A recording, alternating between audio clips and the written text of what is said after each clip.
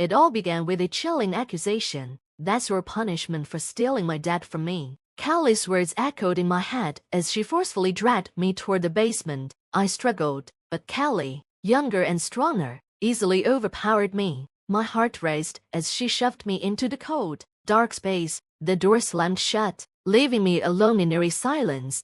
The basement was damp, with a musty odor and a bone-chilling cold that crept into my skin. Panic began to set in as the darkness closed around me. I was trapped, and my mind spun with questions. What had just happened? Why was Callie so furious? How had our relationship become so twisted? Before I could process the gravity of it all, I felt something pressing against my thigh. Instinctively, I reached into my pocket and found my phone still there. A small relief, but it didn't erase the fear settling in my chest. My name is Olivia Anderson, and I'm 45 years old. Never in my wildest nightmares had I imagined I'd find myself in such a terrifying situation. I work as an administrative assistant, nothing too demanding, but it keeps me busy and content. My life, though simple and predictable, was fulfilling. I had a stable career, surrounded by colleagues who felt more like friends. But, despite all of this, one thing weighed heavily on my heart: I wasn't married. For years, I watched as friends found their soulmates, settled down, and built lives together. Every wedding invitation brought with it a mix of happiness and envy. I feared growing old alone, with no one to share my life with. No matter how much I tried to push it aside, immersing myself in work or attending social gatherings, the fear gnawed at me. Then, one day, everything changed when I met James Anderson.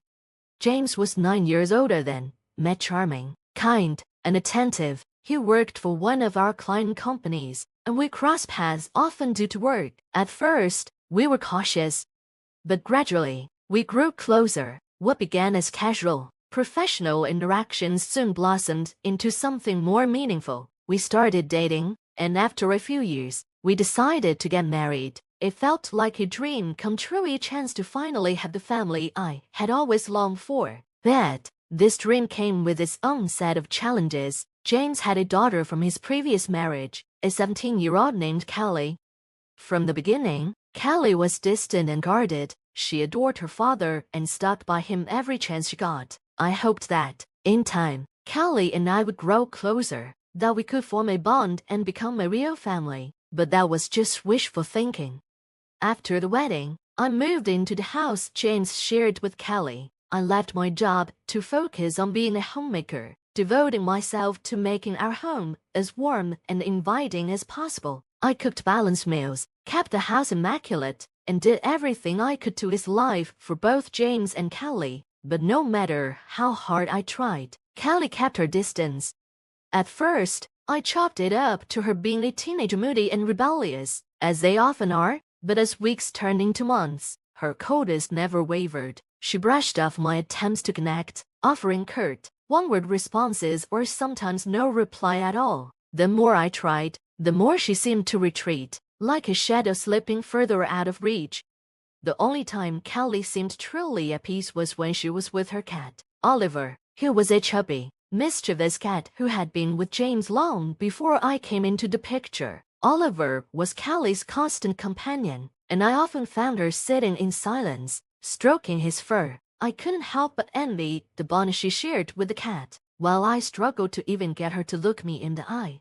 Time passed, and despite my best efforts, the distance between us only grew. 5 years slipped by, and though we lived under the same roof, Callie remained a stranger to me. I didn't know her favorite foods, her hobbies, or what she dreamed about. The only thing I knew for sure was her deep love for Oliver, and that was a connection I could never seem to share.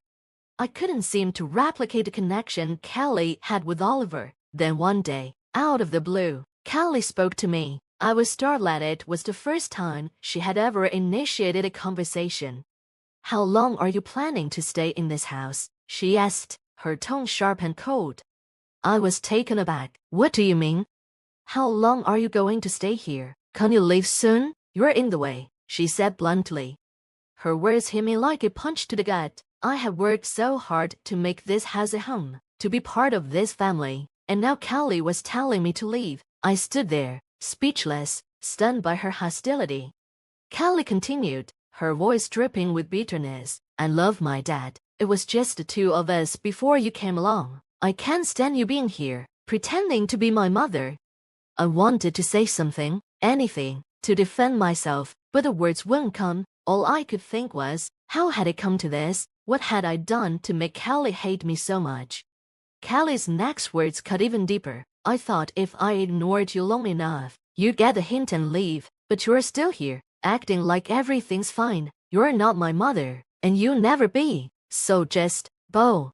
Tears welled up in my eyes. I had tried so hard to be kind, to be patient, but nothing I did seemed to matter. Callie's harsh words echoed in my mind long after she stormed off, leaving me alone in the kitchen.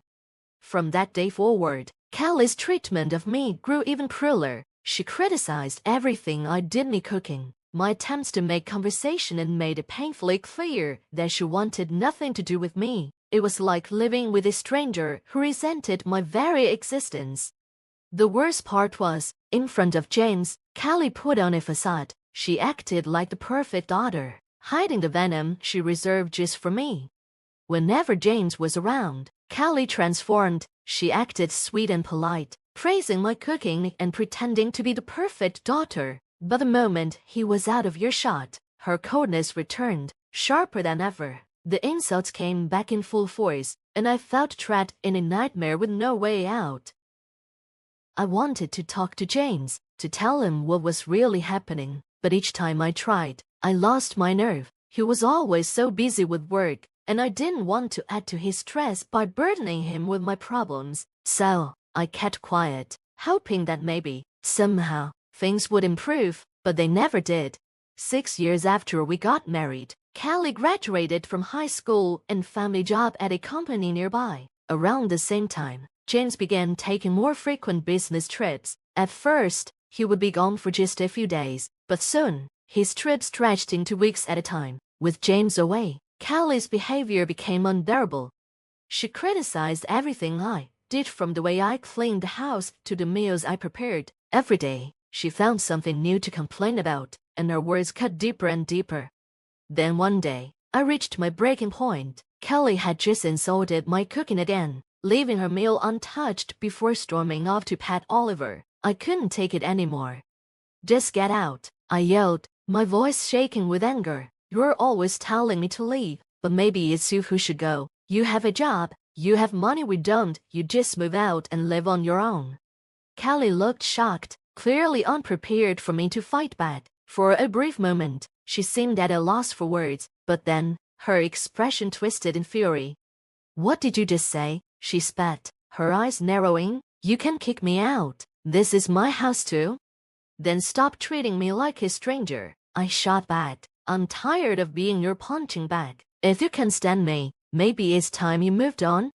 A tense silence followed, but before I could react, Callie lunged at me, grabbing my arm and squeezing it painfully.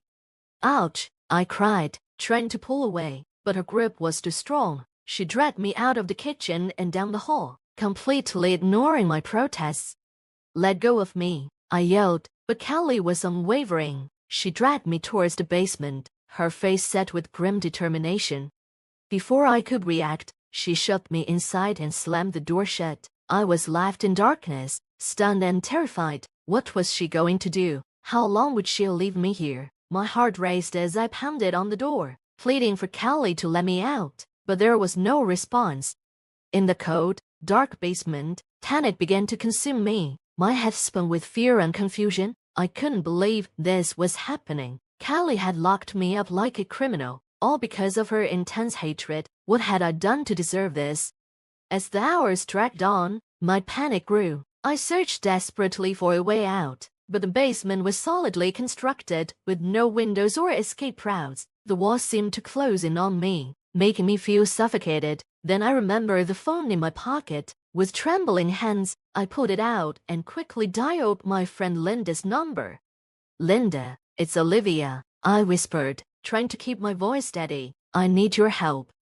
Linda arrived at my house within minutes. She pried open the basement door and helped me out, her face etched with concern. Are you okay? She asked, guiding me to her car. I nodded, though I couldn't stop shaking. Callie, she locked me in there, I said, my voice trembling. I don't know what she was thinking. Linda shook her head, her expression resolute. Let's get you out of here, she said, starting the car. You can stay with me until James gets back.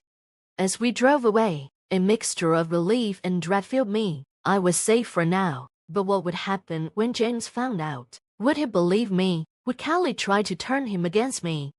When we reached Linda's house, I sent James a message explaining what had happened. A few hours later, he called, his voice filled with concern. Olivia, are you okay? I'm coming home right now.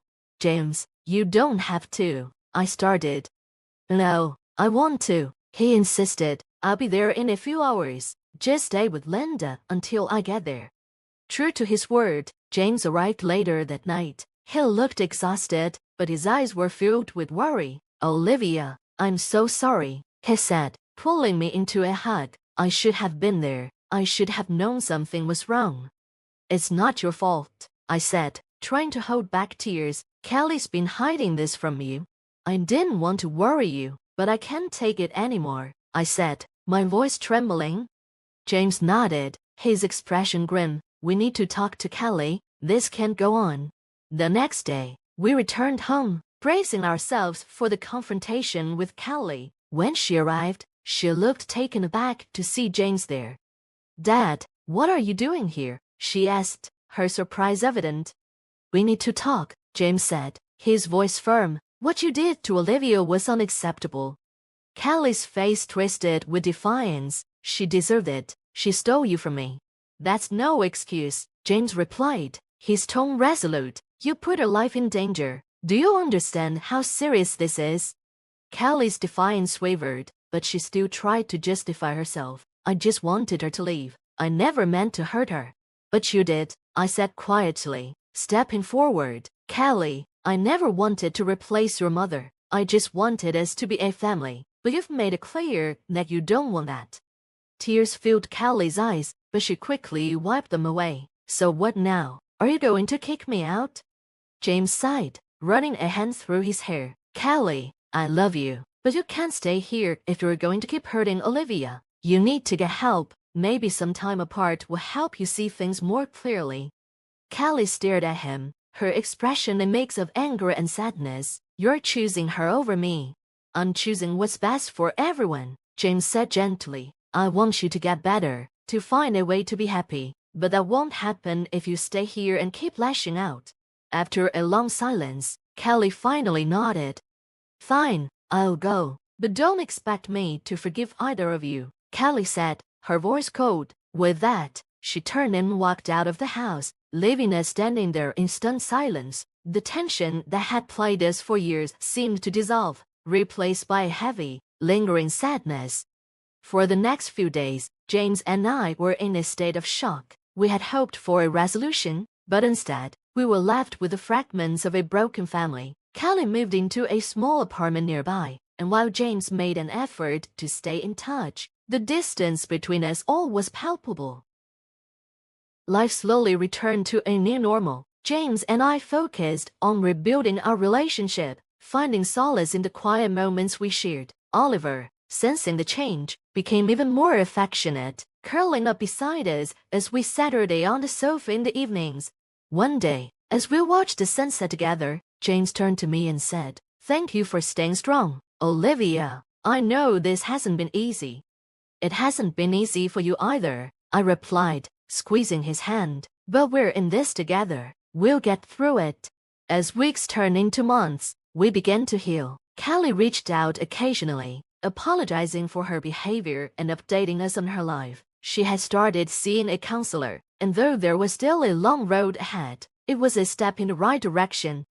The house felt lighter without the constant tension. James and I rediscovered the joy of being together, taking long walks, planning weekend trips, and spending lazy afternoons talking and laughing. It felt like a second honeymoon, a chance to rebuild our lives and our love.